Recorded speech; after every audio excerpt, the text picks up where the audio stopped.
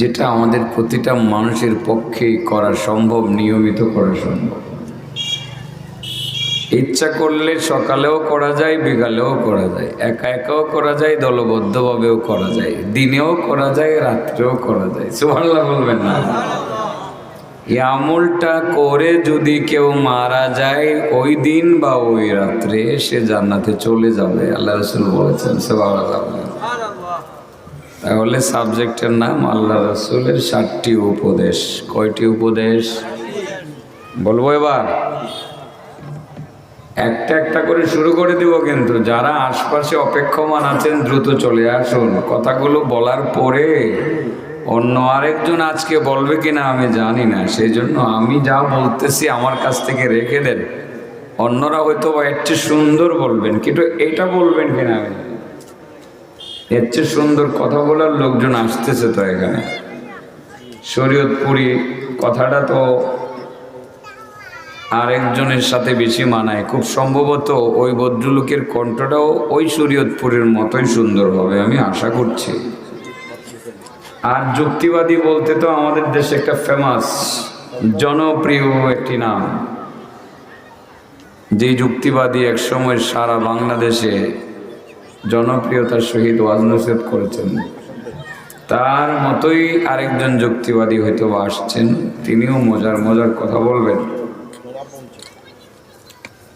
আমি হয়তোবা খুব বেশি সুন্দর সুরালা কথাবার্তা বলতে পারবো না, কারণ আমার সুরটা এদের মতো সুন্দর না, কিন্তু আল্লাহ আমাকে যতটুকু দিয়েছে আমি অনেক খুশি, আলহামদুলিল্লাহ। কিন্তু কিছু কথা বলতে পারবো। আল্লাহ রাসূলের উপদেশ যা তিনি বারা ইবনে আযিবকে করেছিলেন, আর বারা ইবনে আযিব বলছিলেন সাহাবাদেরকে, আমারানা রাসূলুল্লাহ, আমারানা রাসূলুল্লাহ সাল্লাল্লাহু আলাইহি ওয়াসাল্লাম বিসাবা। ও আমার বন্ধুরা, আমার নবী, আপনার নবী, আমাদের নবী আল্লাহর রাসূল সাল্লাল্লাহু আলাইহি ওয়াসাল্লাম আমাকে 7টি উপদেশ দিয়েছেন। 7টি। এই 7টি উপদেশ অনেক দামি উপদেশ। আমি উপদেশগুলো একটা একটা করে ব্যাখ্যা করে বলবো রে বাবা। এর মধ্যে 6 নম্বর একটা উপদেশ এমন আছে যে উপদেশের মধ্যে ছোট্ট একটা আমল করার নির্দেশ আছে। ছোট আমল। কি আমল? এই আমলটা করতে ওযু লাগে না, গোসলও লাগে না। রাত্রে আর দিনের মধ্যে কোনো তফাৎ নাই। রাতের বেলাও করা যায়, দিনের বেলাও করা যায়, একা একাও করা যায়, দলবদ্ধভাবেও করা যায়। আল্লাহর যে বান্দা আমলটা করে দিনের বেলা করে মারা যায়, দিনের বেলা জান্নাতের রাস্তায় চলে যাবে। রাতের বেলা আমল করে মারা গেলে রাতের বেলায় জান্নাতের রাস্তায় উঠে যাবে। শুরু করবনি? কয়টা আমল? টার্গেট পয়েন্ট কয় নম্বর? 7 নম্বর। বেশিরভাগই 7 নম্বরে যায়, ঠিক আছে না? রাসূল বলেন, ও বারা, আমি তোমারে 7টা হুকুম করলাম, এর মধ্যে 1 নাম্বার হুকুম হলো ইয়াদাতুল মারিদ। তোমার আশপাশের কোনো মানুষ যদি অসুস্থ থাকে, সেই মানুষটা অসুস্থ, মুসলিম হোক অমুসলিম হোক, ছোট হোক বড় হোক, তুমি যদি খবর পাও তোমার প্রতিবেশী বা কোনো আত্মীয় বা আশপাশের কোনো মানুষ অসুস্থ, তোমার প্রতি আমার হুকুম হলো তুমি সে অসুস্থ মানুষটার সেবা যত্ন করার জন্য যাইবা।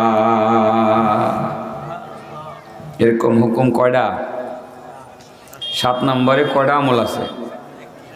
এই আমলটা কইরা মারা গেলে কই যাবেন? 7 নম্বরটাই কইলাম না, আগেরটি সবটি কইলাম। 1 না কয়ে 7 না কইলেও, মানে 1 না কয়ে 7 কইলেও মনে হয় খারাপ হয়ে যায়। কেউ সিরিয়াল মেনটেন করে করলে মনে হয় ভালো হইব না? ও বারা, তুমি আমার সাহাবী, প্রিয় সাহাবী, তুমি সহ সংশ্লিষ্ট সবার প্রতি আমার নির্দেশ হলো, অসুস্থ মানুষের খবর পাইলেই সে মানুষটারে দেখতে যাইবা। কারণ অসুস্থ মানুষকে দেখতে যাওয়ার লগে লগে রাস্তা দিয়ে যাওয়ার সময় যিনি দেখতে যান তার জিন্দেগির গুনাহগুলো মাফ হয়ে যায়। আল্লাহ রাসূল তাও বলেছেন, কোন আল্লাহর বান্দা যখন একা একা কোনো একজন অসুস্থ মানুষকে দেখতে যায়, সে তো একা যায় না,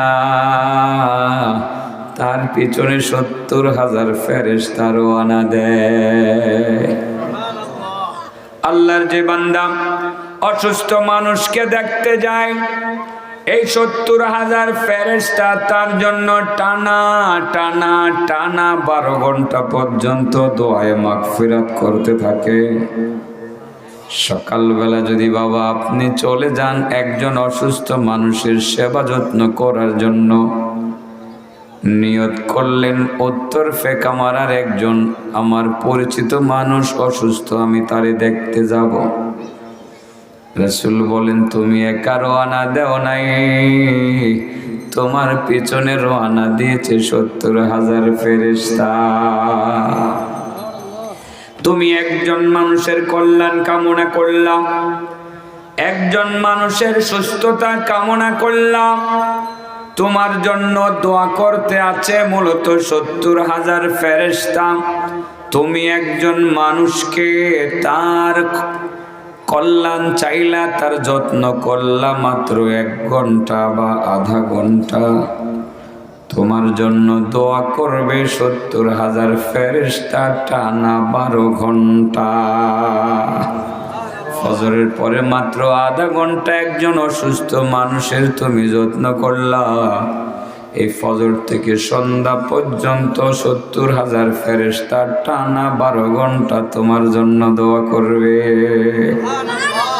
রাসূলের হাদিসে রাসূল বলেন, বন্ধু আমার উম্মত, আমার সাহাবী, তুমি যদি সন্ধ্যার পরে মাগরিবের পরে কোনো একজন অসুস্থ মানুষকে দেখতে যাও, তুমি রওনা দিলা একা না, তুমি একা নও, তোমার পিছনে রওনা দিয়েছে আরো 70,000 ফেরেশতা।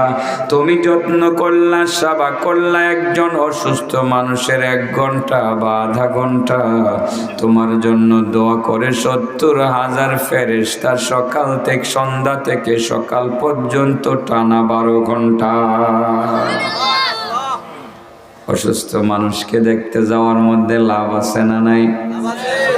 রাসূল তাও বলেছেন, তুমি যখন কোনো অসুস্থ মানুষকে দেখতে যাইবা, মরহু বিদুআ, তুমি তাকে দোয়া করার জন্য আবেদন করো, তার কাছে তুমি দোয়া চাও। কেন দোয়া চাইবা? অসুস্থ মানুষের কাছে দোয়া চাওয়ার মধ্যে কি লাভ? রাসূল বলেন, অনেক লাভ, অনেক লাভ। অসুস্থ ব্যক্তি শরীর বড় কষ্ট করতেছে, বিছানার মধ্যে কাতরাইতে আছে, বসতে পারে না, দাঁড়াইতে পারে না, সেই মানুষটার কাছে দোয়া করার মধ্যে অনেক লাভ। রাসূল বলেন, কেন দোয়া চাইবা, কেন দোয়া করতে বলবা? ফা ইন্না দুআআহু কাদুআইল মালাইকা, কারণ অসুস্থ মানুষের দোয়া হলো মূলত ফেরেশতাদের দোয়ার সমান। সুবহানাল্লাহ বলেন। ফেরেশতাদের দোয়া যেমন কবুল হয়, অসুস্থ মানুষের দোয়াও কবুল হয়। ফেরেশতাদের দোয়া যেমন বিফলে যায় না, অসুস্থ মানুষের দোয়াটাও বিফলে যায় না। হযরতে বারা বলেন, বারা ইবনে আযিব বলেন, আমাদের নবী আমাদেরকে 60টি অমূল্য নসিহত করেছেন। এর মধ্যে 1 নাম্বার নসিহতটা করলেন, বারা অসুস্থ মানুষের যত্ন করিও, জিন্দেগির সগীরা গুনাহগুলো মাফ হইয়া যাবে। সুবহানাল্লাহ। অসুস্থ মানুষের সেবা করা সওয়াবের কাজ না গুনার কাজ? তো আপনারা যাননি রোগী দেখতে, খবর পাইলেই যাইবেন আশপাশের লোকজন কারা কারা অসুস্থ আছে, খবর পাইলেই দেখতে যাইবেন। আল্লাহর নবী জানি কয়টা নসিহত করছেন?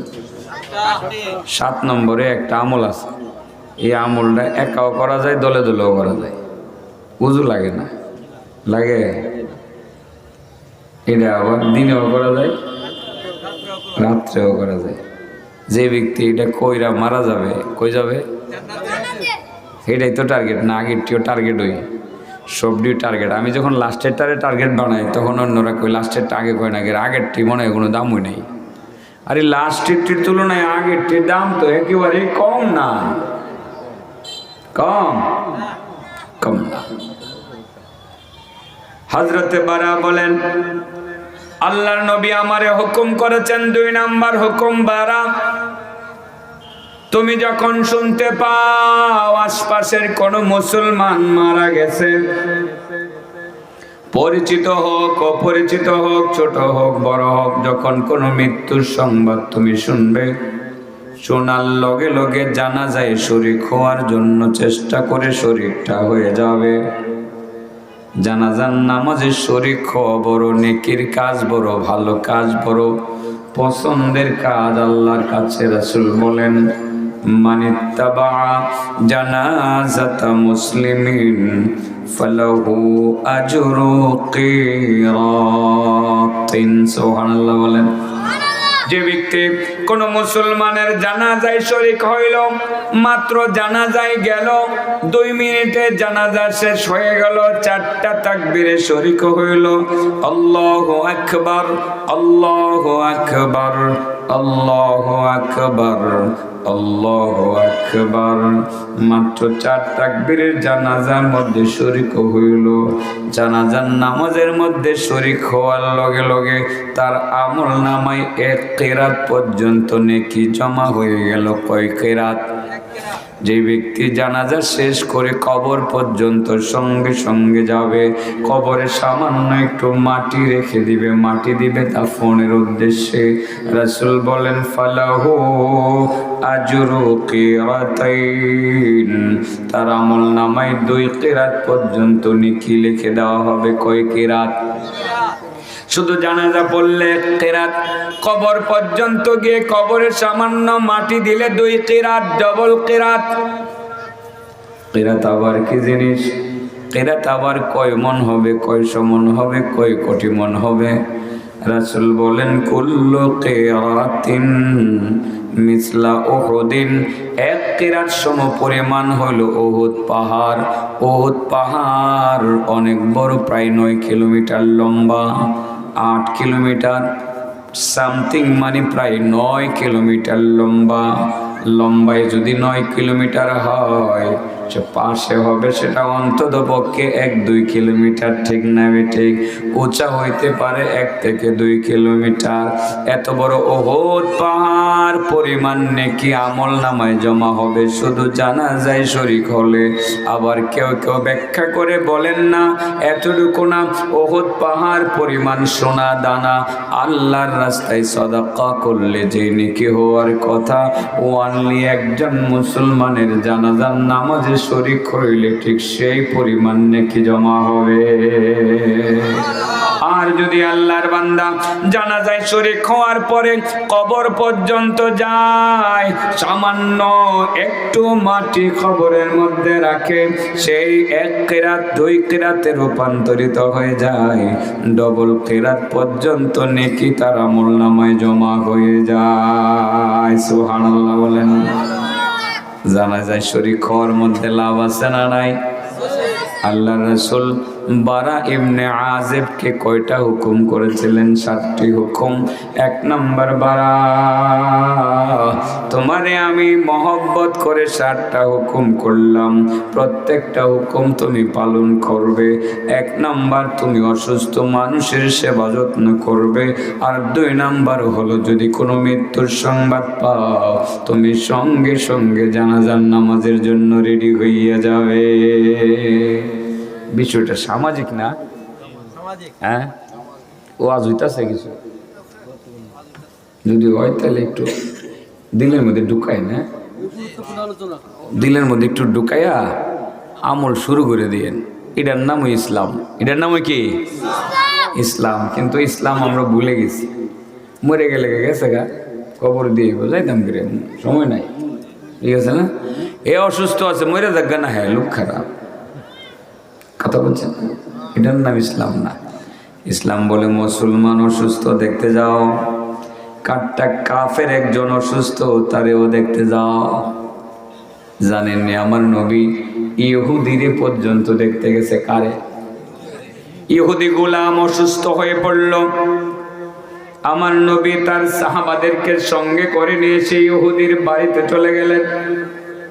বাড়িতে গিয়ে তার সেবা যত্ন করে মাথার মধ্যে হাত বুলিয়ে বলতে শুরু করলেন, আমি তোমার কি উপকার করব?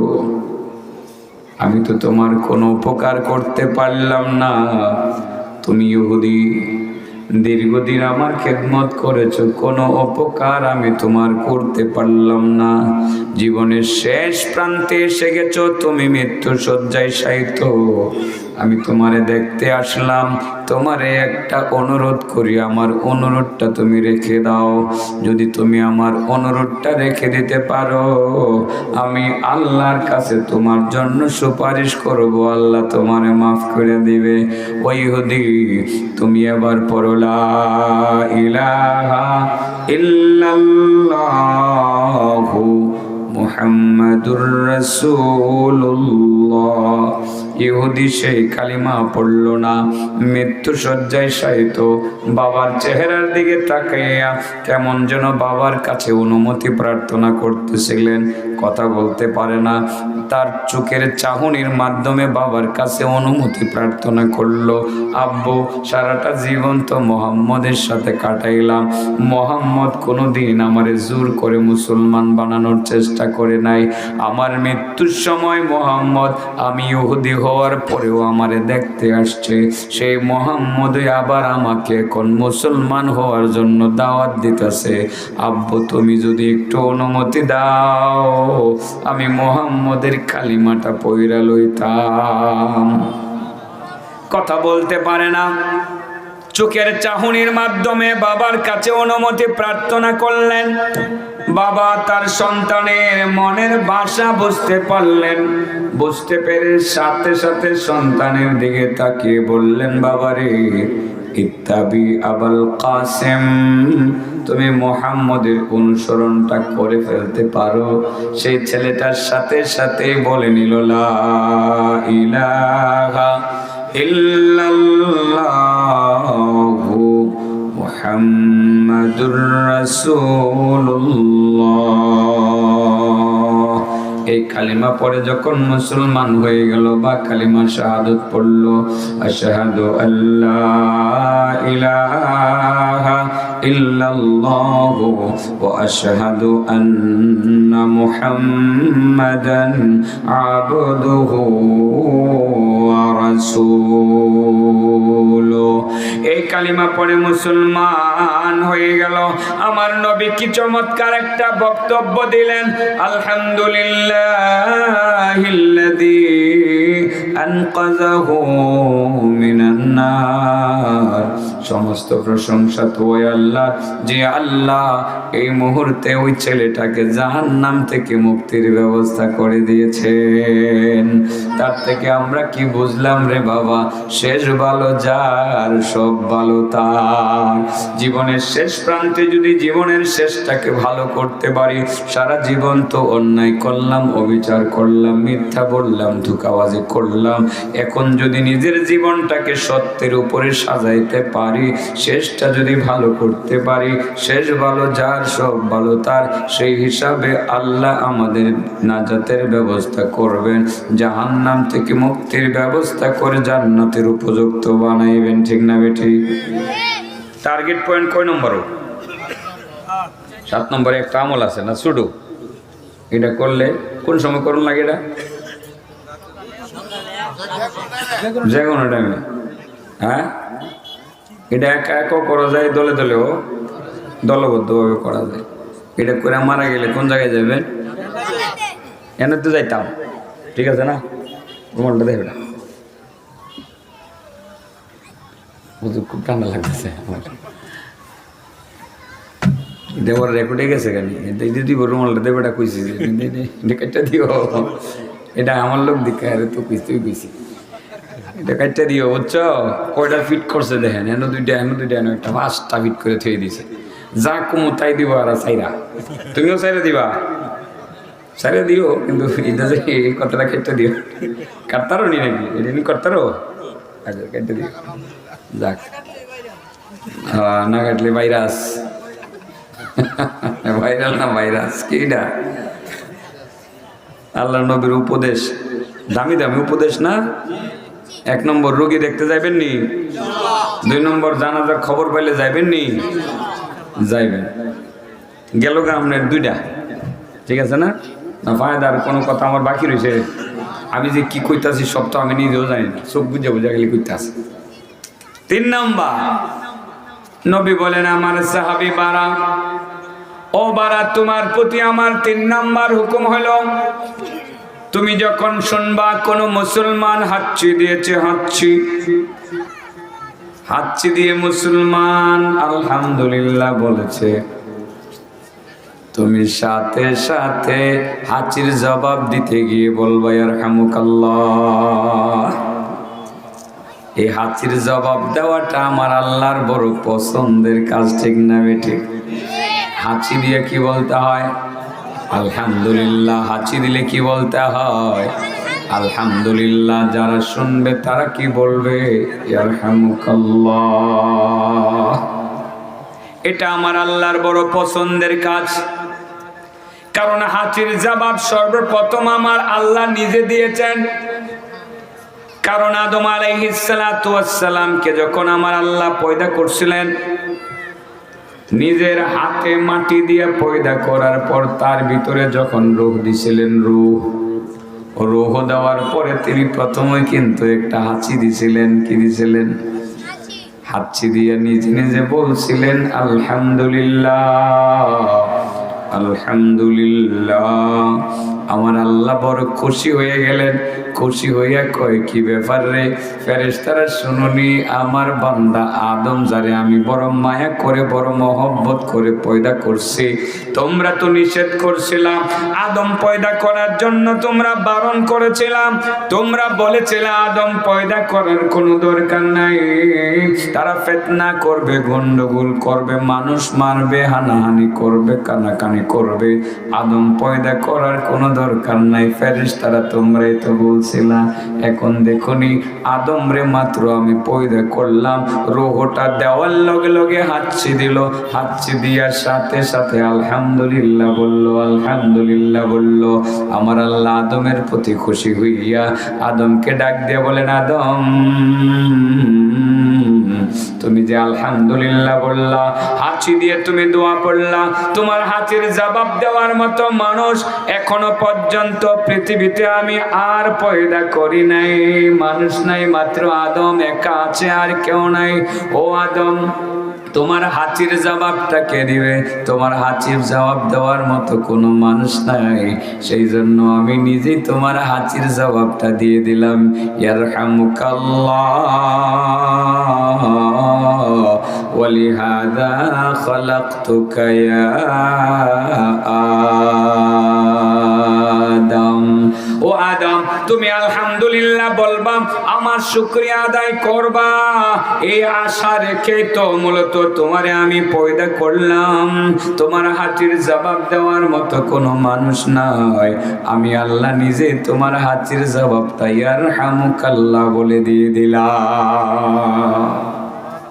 হাজির জবাব কেমনে দেওয়ান লাগে? এগুলো সব সামাজিক বিষয় না? সমাজে চলতে ফিরতে শুনবেন একজনে হাতছি দিছে, হাতছি দিয়ে গেছে আলহামদুলিল্লাহ, আপনি তার দিকে চাইয়া বলবেন ইয়ারহামুকাল্লাহ, আল্লাহ তোমার প্রতি রহম করুক। এটার নামও ইসলাম। ইমাম আবু দাউদের সাথে সংশ্লিষ্ট একটা ঘটনা আছে। ইমাম আবু দাউদ এর সাথে সংশ্লিষ্ট একটা ঘটনা আছে, জানি না ঘটনাটা কোন দিকে মন নিছে, তবে ঘটনাটা বিভিন্ন কিতাবে লেখছে। কইতাম লম্বা ঘটনা এটা, বুঝলি? আজান দিব কোটার দিকে? আচ্ছা, 7:30 আগে শেষ করে দেবো। 7টায় যদি দেয়ালে তো কাছে বলি, তাহলে 7:30 এলে কোনো অসুবিধা নাই ইনশাল্লাহ। বললাম আল্লাহর বান্দা, মাছ ধরে না মানুষ নৌকাতে, ব্যবসায়ী কাফেলারা গেছে আপনার এক দেশ থেকে আরেক দেশে যাইব। আগের দিনে কি এত শহর টহর আসিল না, রাতের বেলা নৌকা থেকে হারা এক জায়গায় নৌকাটা লাগাইয়া, এটা আপনারা কি কোন যেটাই যে ফানিত ফালায় যে নৌকাটা আটকায়, আমরা কই গেরাফি, আমরা কই কি, আপনাদের কোন লোক কি, তো আমরা গেরাফি ফালাই, আমরা দেশে গেরাফি ফালাইয়া ফানির মধ্যে সময় সময় মানুষ নৌকা এক জাতি থামায়া পরে আর রাত্রটা যাপন করতো। আর ফানির মধ্যে কিনে নিত যাতে চুর ডাকাত সহজে আয়া না ঢুকতে।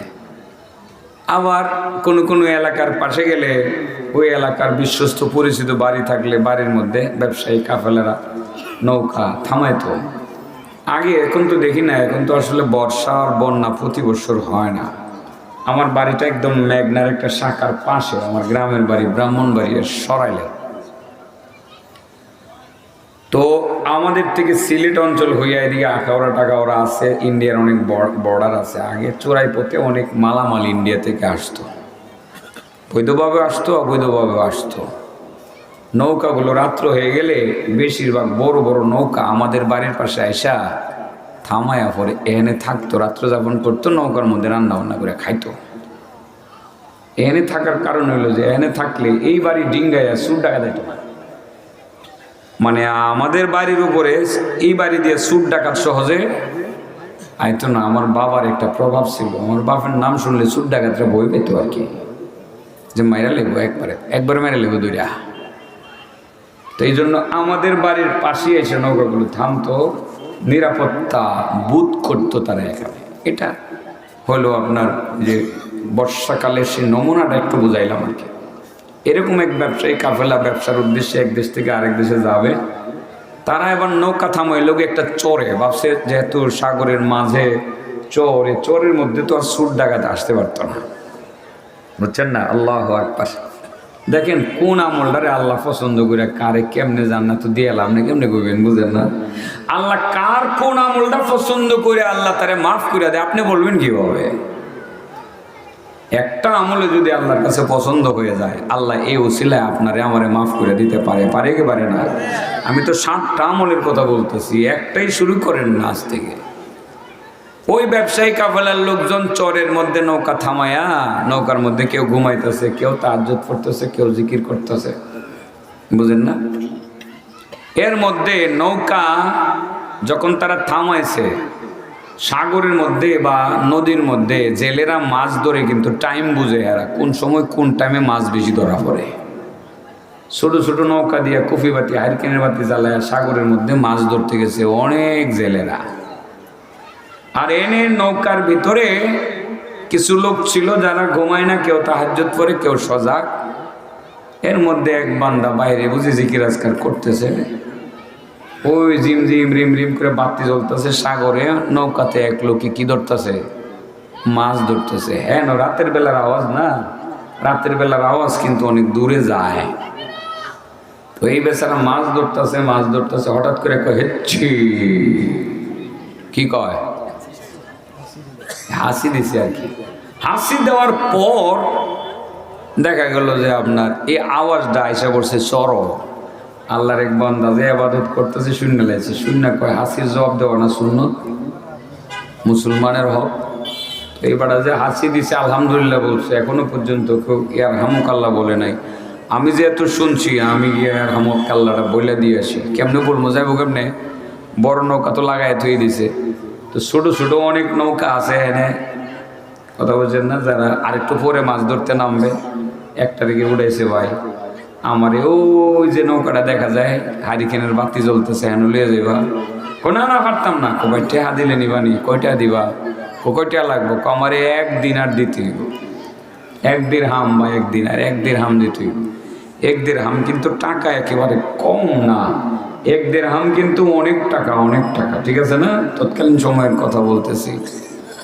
পরে 1 টাকা লিয়ে গেছে, ভাড়া দিয়ে লিয়ে গেছে।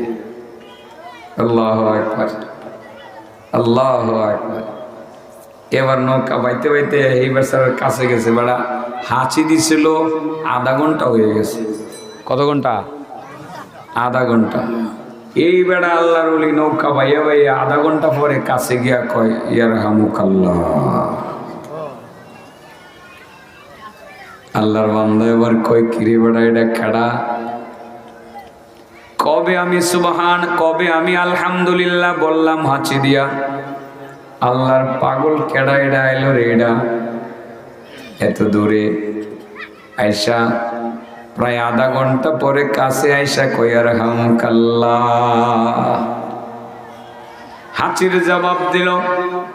তার সাথে কথাবার্তা হইল। তিনি এবার চরের দিকে রওনা দিয়ে দিলেন, চরের দিকে রওনা দিয়ে দিলেন। গাইবে একটা আওয়াজ শুনতে পাইলেন, কে যেন উপর থেকে বলতেছে ইয়া ফুলান, ও অমুক, ও আল্লাহর বান্দা অমুক, কাদ ইশতারাইতাল জান্নাতা বিদিরহাম, তুমি তো আজকে মাত্র 1 টাকা খরচ করে পুরাটুকু জান্নাত তুমি কিনে ফেলেছো। তোমার প্রতি আল্লাহ সন্তুষ্ট হয়ে গেছে। নবীর একটা সুন্নতের প্রতি তুমি যত্নবান হইয়া 1 টাকা দিয়া নৌকা ভাড়া কইরা তুমি গিয়া সেখানে হাঁচির জবাব দিতে গিয়ে বললা ইয়ারহামুকাল্লাহ, আল্লাহ তোমার আমলটা বড় পছন্দ করে ফেলেছেন। 1 টাকার বিনিময়ে তিনি জান্নাত তোমার কাছে বিক্রি করে ফেলছেন। আসলে তো বিক্রি কথা না, তার মানে আল্লাহ তোমার জন্য জান্নাতের ফয়সালা করে দিয়েছে। বাবারে, কোনো আমলকে ছোট করে দেখতে নাই, কারণ কার কোন আমলটা কোন সময় কবুল হয়ে যায় বুঝা বড় দায়। এই জন্য কোনো আমলকে ছোট করে দেখব না। সালাম দেব, এটাকেও বড় করে দেখব। সালামের জবাব দেব, এটারও বড় করে দেখব। অসুস্থ মানুষের যত্ন করতে যাব, এটারও ছোট করে দেখব না, বড় করে দেখব। জানাজা পড়তে যাব, ছোট করে দেখব না, বড় করে দেখব। হাঁচির জবাব দিয়ে দিব, ছোট করে দেখব না, বড় করে দেখব। হযরতে বারা ইবনে আযিবকে আল্লাহর রাসূল বলেন, বারা আমার সাহাবী বারা, আমি তোমাকে 7টি অমূল্য নসিহত করব, যেই নসিহতগুলোর মূল্য অনেক বেশি, অনেক বেশি, অনেক বেশি। 1 নাম্বার, তুমি অসুস্থ মানুষের যত্ন করবা। 2 নম্বরে, তুমি জানাজার খবর পাইলে জানাজায় শরীক হইবা। 3 নম্বর, কোন মুসলমান যদি হাঁচি দিয়ে আলহামদুলিল্লাহ বলে, তুমি আলহামদুলিল্লাহ বলার পরে তুমি ইয়ারহামুকাল্লাহ বলে হাঁচির জবাব দিবা। ও বাবা, হাঁচির জবাব এটাও যদি আল্লাহর কাছে পছন্দ হয়ে যায়, আপনার জান্নাতের ফয়সালা হয়ে যেতে পারে। এই জন্য বলি, বুজুর্গানের দিন কিন্তু কোনো আমলকে ছোট করে দেখতেন না, যে কোনো একটা আমলকে গুরুত্ব দিয়ে আমলটা করতেন। এই জন্য এই কথাটা বলি, ছোট আমলকে খাটো করে দেখতে নাই, কারণ কোন আমলটা কোন সময় আল্লাহর দরবারে কবুল হয়ে যায় বোঝা বড় দায়। ছেলে, হাসি দিয়ে কি বলতে হয়? আলহামদুলিল্লাহ। জবাবে কি বলতে হয়? রাহমাকাল্লাহ। অসুস্থ মানুষকে যত্ন করলে কত হাজার ফেরেশতা তোমার জন্য দোয়া করবে। 70,000 জানাজার নামাজে শরীক হইলে কয় কিরাত পরিমাণ নাকি পাওয়া যায়? কবর পর্যন্ত গিয়ে এক মুঠো মাটি দিলে কয় কিরাত পাওয়া যায়? 2 কিরাত। 1 কিরাতের পরিমাণ কত? উহুদ পাহাড় পরিমাণ। উহুদ পাহাড় কত কিলোমিটার লম্বা? সাংঘাতিক মজবুত তো, সব করে লেছে। 8 কিলোমিটার সামথিং, প্রায় 9 কিলোমিটার। সুবহানাল্লাহ। আমার শ্রোতারা ইনশাল্লাহ বুঝে গেছে। কেউ তোমরা কই যাও? সর্বনাশ দিয়ে আসল ওয়াজ হয়ে যাইতাছো কই? ওই যে কি এর আওয়াজ হইতাছে? ও হুন্ডা হুন্ডা, এরা হুন্ডার আওয়াজ শুনবার লেগে গেছে। গাড়ি ফুলা দিছে একটা, তো এরা হারাই লেবে 7 নম্বর হারাই লেছে। এরা কিন্তু ঠকছে। এরা কি হচ্ছে? কয় নম্বর পর্যন্ত গেছিও?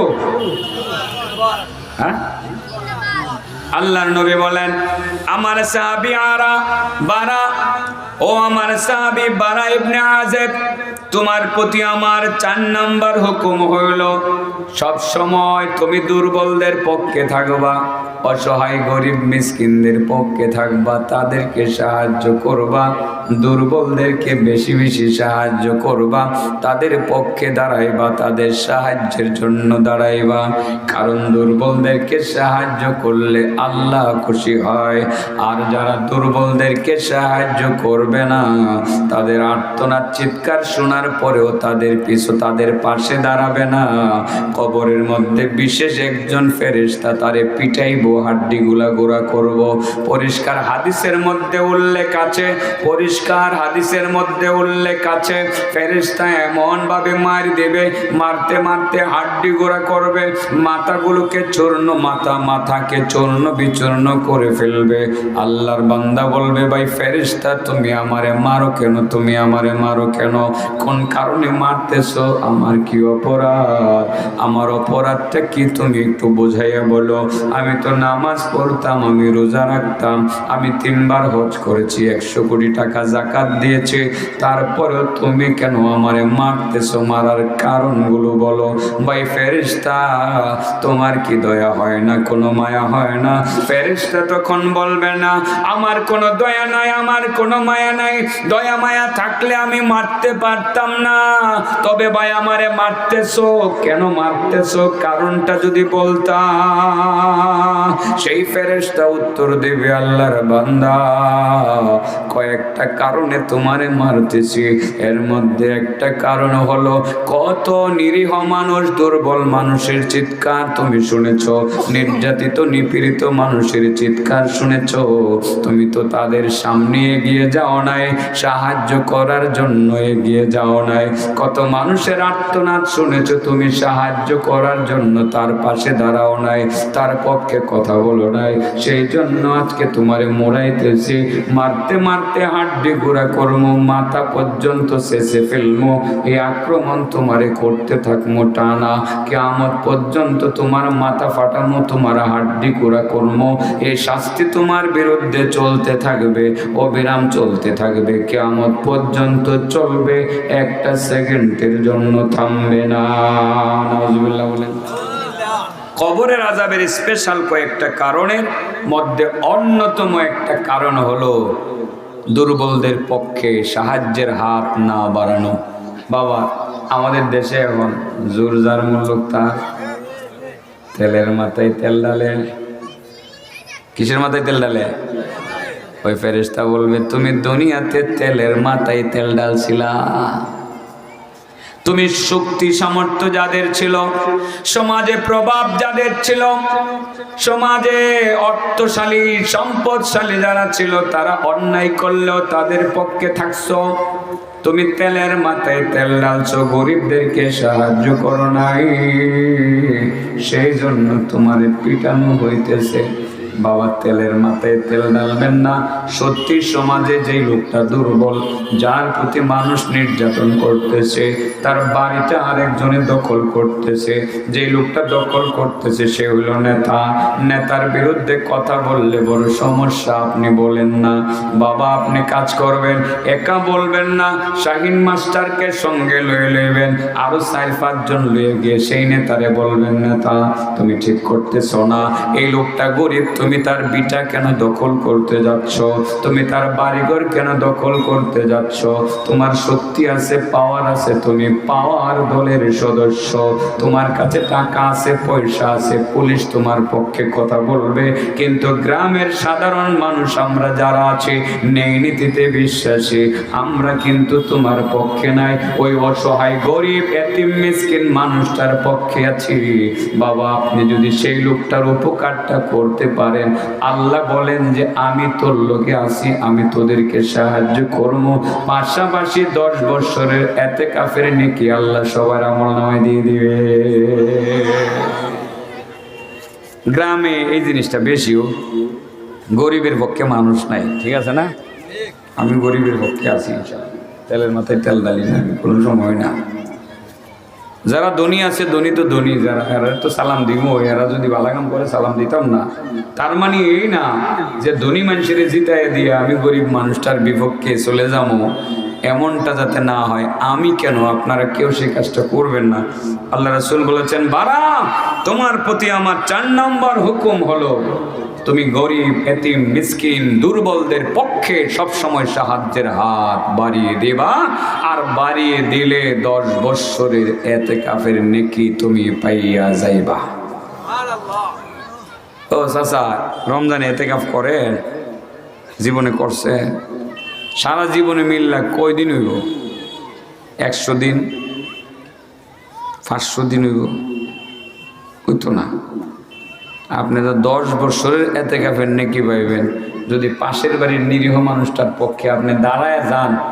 ওই মহিলা স্বামীটা মারা গেছে, যেই মহিলার স্বামী মারা গেছে, বাচ্চাগুলো ছোট, স্বামীর বিটা থেকে এই মহিলারে তার দেবররা সরায় দিছে, নির্যাতনের ফলে মহিলা চলে গেছে বাবার বাড়িতে, সেখান থেকে গেছে গার্মেন্টসে, বাচ্চাগুলো থাকে এতিমখানায়। মহিলা কয়দিন পরে আসছে, স্বামীর বিটাটা দখলে নেওয়া দরকার, বাচ্চাগুলো থাকবে কোথায়?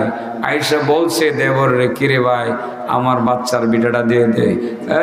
কদিন পরে আবার এসো, আমার ভাই এগুলো সব আমার কাছে বেচ্চাত হয়ে গেছে, দলিল কই? দলিল নাই, টাকা নিছে, দলিল করে দিচ্ছে না, দিছে বিধবাড়ারে সরাইয়া, এতিম বাচ্চাদেরকে সরাইয়া। আপনার প্রতি আল্লাহর নবীর হুকুম, আল্লাহর হুকুম হইল এই বিধবা নারীর পক্ষে, দুর্বল এই মহিলার পক্ষে তুমি দাঁড়িয়ে যাও। যদি তার পক্ষে একটি কথা তুমি সমাজে বলতে পারো, একটি কথা বলার লগে লগে তুমি 30,000 রাকাত নফল নামাজের নেকি সেকেন্ডের মধ্যে তোমার অ্যাকাউন্টে বুঝে পাইবা। কত হাজার রাকাত? এই বিধবা নারীর পক্ষে, দুর্বল বিধবা নারীর পক্ষে কাজ করার মানসিকতা অন্তরে রাখতে হবে। বহুত নারী চোখের পানি ফেলে দিয়ে স্বামীর বিটা থেকে বিদায় নেয়, স্বামী মারা গেছে, এই বিটা আর দখলে নিতে পারে না, দেবররা বাসররা দখল করে, তাদের এই ভাতিজাগুলোকে, এতিম ভাতিজাগুলোকে বঞ্চিত করে, তারা মানুষ হয় এতিমখানায়, মানুষের দুয়ারে দুয়ারে ঘুরে বেড়ায়, শহরের বিভিন্ন অঞ্চলে কাজ করে বেড়ায়, সেই বাচ্চাগুলো আর বাবার বিটাই ফিরতে পারে না। আপনার দায়িত্ব তাদেরকে বাবার বিটাই ফিরিয়ে দেওয়া, ফিরিয়ে দিবেন। 10 বছরের ইতিকাফের নেকিও পাইবেন। বিধবা নারীর পক্ষে কথা বলার কারণে 30,000 রাকাত নফল নামাজের নেকি পাইবেন। অনেক লম্বা হয়ে গেছে। ও ভাই, পরিচালক ভাই, আব্দুল্লাহ আল ফাহাদ দাঁড়িয়ে গেছে না? কয়টা নসিহত জানি গেছে? কয়টা গেছে? কয়টা? হ্যাঁ, 4টা। ওই 4 নম্বরটা আর 5 নম্বরটা একই ক্যাটাগরি। ও আউনিল মাজলুম, মাজলুমকে সাহায্য করবা। মাজলুম অনেক দিক থেকে, রাষ্ট্রীয় মাজলুম আছে, রাষ্ট্রীয় তো মাজলুম আছে, আছে না?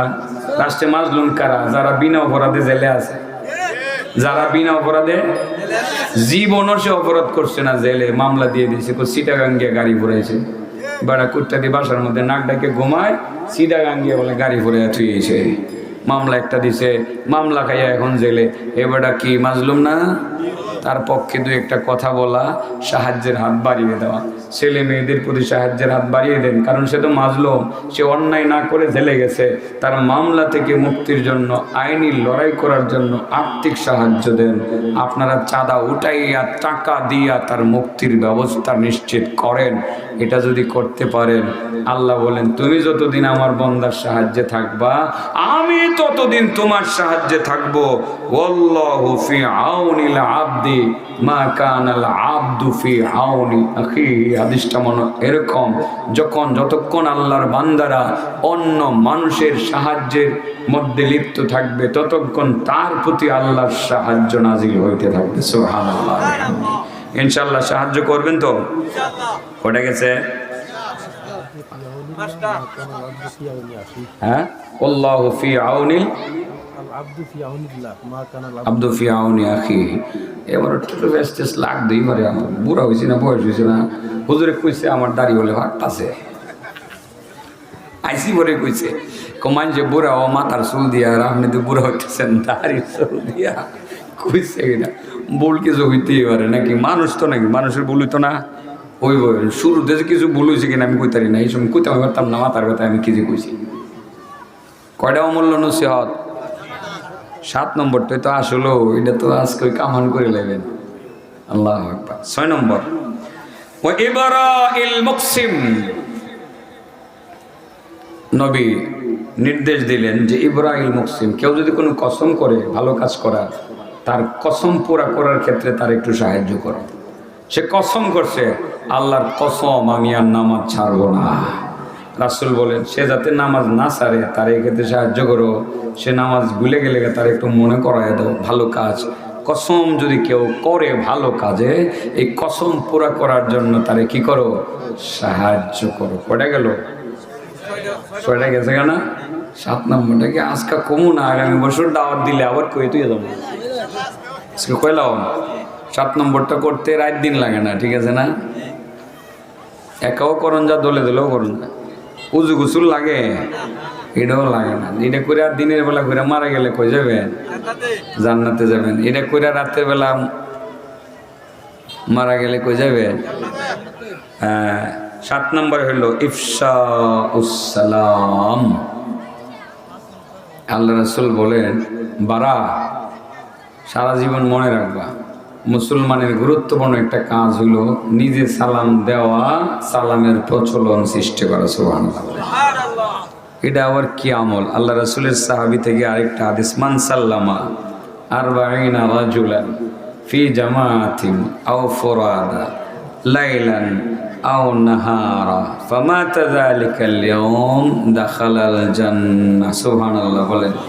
রাসূল বলেন, যেই ব্যক্তি একদিনে 40 জন মানুষকে সালাম নেবে। কতজন? কয় দিনে? একদিনে 40 জন মানুষকে সালাম দিবে। কি? ফি জামাআতিন, দলবদ্ধভাবে হোক, আও ফুরাদা, অথবা একা একা হোক।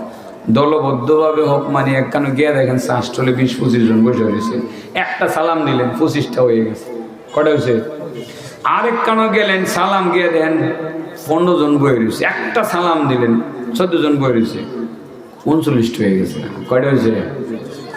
চিন্তা করলেন যে 39টা হয়েছে, 40 তো পুরো হয়েছে না, এটা কেমনি কি করবো? পরে বাড়ির দিকে রওনা দিয়েছেন, রাতের অন্ধকার, কেউ রে পাইছেন রাইছেন না, 40 তো পুরা করুন লাগবো। ঘরের দরজার মধ্যে দাঁড়ায়া ঘরে যিনি আছে ওনারই সালাম একটা দিয়ে 40 পুরা করে লেবেন।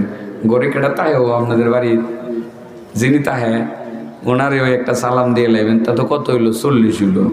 এইটা 40টা সালাম অনেক দিয়ে যদি এই রাত্রে মারা যান, আল্লাহ রাসূল কই তুমি জান্নাতে যাইবা গা? বলতে পারেন তাহলে সালামের এত গুরুত্ব। আর মিয়া 40 দিনের সালাম, একদিনে 40 জনের সালাম দিলে এই সালামের প্রভাবে এমনও হতে পারে যে আল্লাহ আপনার দ্বারা কোনো গুনার কাজ করাবে না, অন্য কোনো ইবাদত ছুটবে না, এই ব্যবস্থাটা হয়তো আল্লাহ করে দিবে। তা নয় আল্লাহ রাসূল এটা কেন বললেন? ব্যবস্থাটা হবে তো, আপনি দিনের বেলাও করতে পারেন, সেটা রাতের বেলাও করতে পারেন। আবার এইরকমও করতে পারেন যে একজন একজন করে 40 জনে সালাম দিলেন। ঘর থেকে বাইরেবার সময় স্ত্রীরে দিয়ে এলেন হইলো একটা, ঠিক আছে না? ঘর থেকে বাইরিয়া বাজারে যাইতে যাইতে সালাম দিলেন 20টা, হয়ে গেল 21টা। আবার আসার সময় সালাম দিতে দিতে আইলেন দিলেন আর 18টা, হইলো 39টা। ঘরে ঢুকা স্ত্রীরে সালাম দিলেন একটা, হয়ে গেল 40টা। এই দিনে মারা গেলে আপনি জান্নাতে চলে যাইবেন। তার মানে হলো এই সালামের প্রভাবে আল্লাহ আপনাকে অন্য অন্য গুনার কাছ থেকে বিরত রাখবেন। সালামের প্রতি যদি গুরুত্ব এত বাইরে যায়, আপনার মনেই কইব আমি জীবনও নামাজ ছাড়তাম না, নামাজও আপনার দ্বারা হইব। আর আমি নবীর একটা হাদিসের উপর আমল করতেছি, আমি সুদ খাইতাম না, আমি ঘুষ খাইতাম না। এই আমলটার উছিলায় আল্লাহ আপনাকে নানাবিধ পাপাচার থেকে মুক্ত রাখবে। কটা হইলো? হ্যাঁ, এবার একটা একটা করে বলি। আল্লাহ রাসূল বলছিলেন, বারা তোমারে আমি 7টা উপদেশ দিব। 1 নম্বর, অসুস্থ মানুষের যত্ন করবা। 2 নম্বর, তুমি জানাজার নামাজে শরীক হইবা। 3 নম্বরে হাঁচির জবাব দিবা। 4 নম্বর, দুর্বলদেরকে সাহায্য করবা। 5 নম্বরে মাজলুম যারা নির্যাতিত নিপীড়িত জনগোষ্ঠী তাদেরকে সাহায্য করবা। আর 6 নম্বরে কেউ যদি ভালো কোনো কসম করে, কসম পুরা করার ক্ষেত্রে তাকে সাহায্য করবা। 7 নম্বরে অবশ্যই সালামের প্রচলন করবা। সালাম নিয়ে কথা আজকে বললাম না, আর বললাম না। আমি কেন যেন অনেক ক্লান্ত হয়ে পড়েছি। আজকে সুস্থই ছিলাম, হঠাৎ করে অস্বস্তি বোধ করতেছি মাথা ব্যথাজনিত কারণে। আমি যে 1 ঘন্টার বেশি কথা এভাবে বসে বলতে পারবো সেটা আমিও ভাবিনি। বলা হয়ে গেছে, শর্ট করে বলে ফেলেছি। যে কথাগুলো বললাম, বিশেষ করে এই 7টি উপদেশ আল্লাহর নবীর অমূল্য উপদেশ, এই উপদেশগুলোর প্রতি আমরা খেয়াল রাখবো, আমল করব। আল্লাহ আমাদেরকে আমল করার তৌফিক দান করুন। ওয়া আখিরু দাওয়ানা আনিল হামদুলিল্লাহি রাব্বিল আলামিন। আসসালামু আলাইকুম।